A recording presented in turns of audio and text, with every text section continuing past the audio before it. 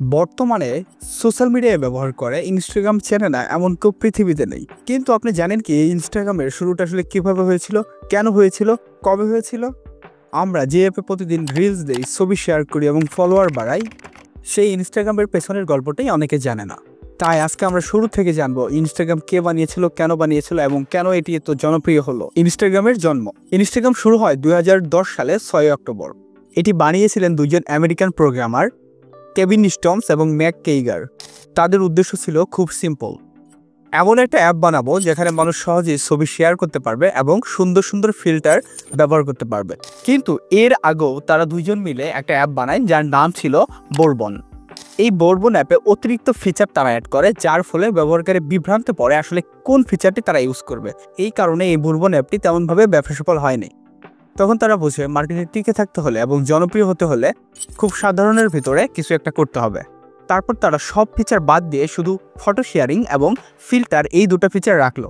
আর এই নতুন অ্যাপটার নাম রাখলো ইনস্টাগ্রাম। আপনার মনে প্রশ্ন আসতে পারে ইনস্টাগ্রাম নামটাই বা কেন এলো বা কিভাবে এলো? এই নামটা এসেছে দুইটা শব্দ থেকে, আর এই দুইটা শব্দ হলো ইনস্ট্যান্ট ক্যামেরা প্লাস টেলিগ্রাম। মানে এমন একটা অ্যাপস যেখানে আপনি সঙ্গে সঙ্গে ছবি তুলে শেয়ার করতে পারবেন।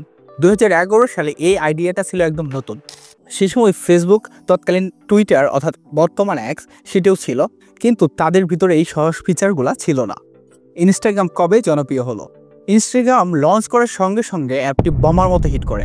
প্রথম দিনই 25,000 প্লাস ডাউনলোড হয় শুধুমাত্র আইওএসে, এবং এক বছরের মাথায় 1 মিলিয়ন ইউজার এই অ্যাপটি ডাউনলোড করে। এই সময় ফেসবুক একটা খেলা খেলে। যখন তারা বুঝতে পারে তাদের ভবিষ্যতে ভয়ঙ্কর একটা প্রতিদ্বন্দ্বী হতে পারে এই ইনস্টাগ্রাম, তখন তারা ইনস্টাগ্রামের দুই প্রোগ্রামারকে $1 বিলিয়ন অফার করে, বাংলা টাকায় প্রায় 8,000 কোটি টাকা। তারপর মার্ক জুকারবার্গ 2012 সালে ইনস্টাগ্রামকে কিনে নেয়। তারপর মেটা ইনস্টাগ্রামকে ফেসবুকের সাথে ইন্টিগ্রেটেড করে আর নতুন নতুন ফিচার যোগ করতে থাকে, যেমন filter, stories, reels, IGTV, live. এইভাবে ইনস্টাগ্রাম শুধু একটা ফটো শেয়ারিং অ্যাপ থাকে না, তখন এটি পুরোপুরি লাইফস্টাইল প্ল্যাটফর্ম হয়ে দাঁড়ায়। ইনস্টাগ্রাম এখন কোথায়? আজকের দিনে অর্থাৎ এই ভিডিওটি যখন আপলোড করা হয়েছে, ইনস্টাগ্রামের ইউজারের সংখ্যা ছিল প্রায় 2 বিলিয়ন প্লাস, যা পৃথিবীর প্রায় ইন্টারনেট ব্যবহারকারীর 4 জনের একজন ইনস্টাগ্রাম ব্যবহার করে। আর এখন ইনস্টাগ্রাম শুধু একটা ছবি তোলার জায়গা না, এখন এটি একটি বিজনেস টুল, মার্কেটিং প্ল্যাটফর্ম এবং কেরিয়ার গড়ার জায়গা। এখন ইনস্টাগ্রাম ব্যবহার করে ইনফ্লুয়েন্সার হতে পারবেন, প্রোডাক্ট বিক্রি করতে পারবেন, ব্র্যান্ড কোলাবোরেশন করতে পারবেন, ফ্রিল্যান্সিং ও ডিজিটাল মার্কেটিংয়ের কাজে লাগাতে পারবেন এবং সকল সার্ভিস এখানে সেল করতে পারবেন। এবং রিসেন্টলি ইনস্টাগ্রাম একটা ফিচার আপডেট করেছে, আপনি যদি গুগলে ইনস্টাগ্রামের কোনো প্রোডাক্ট সার্চ দেন, সঙ্গে সঙ্গে সেটি গুগলেও দেখাবে। এর কারণ হচ্ছে ইনস্টাগ্রাম এখন সার্চ ইঞ্জিন হিসেবেও কাজ করছে। চলুন ইনস্টাগ্রাম নিয়ে কিছু মজার তথ্য দেই। আপনি কি জানেন ইনস্টাগ্রামে প্রথম কার ছবি আপলোড করা হয়েছিল? ইনস্টাগ্রামে প্রথম একটি কুকুরের ছবি আপলোড করা হয়, এবং এই ভিডিও করা অবস্থায় বর্তমানে ইনস্টাগ্রামে সবচেয়ে বেশি ফলোয়ার হচ্ছে সবার প্রিয় ক্রিস্টিয়ানো রোনালদোর।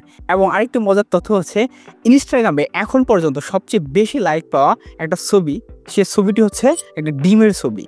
সুতরাং আজকের ভিডিওতে আমরা জানলাম কিভাবে ইনস্টাগ্রাম তৈরি হলো, কে কিনে নিল এবং কিভাবে এটি আজকে তো জনপ্রিয় একটা প্ল্যাটফর্ম হয়ে দাঁড়িয়েছে।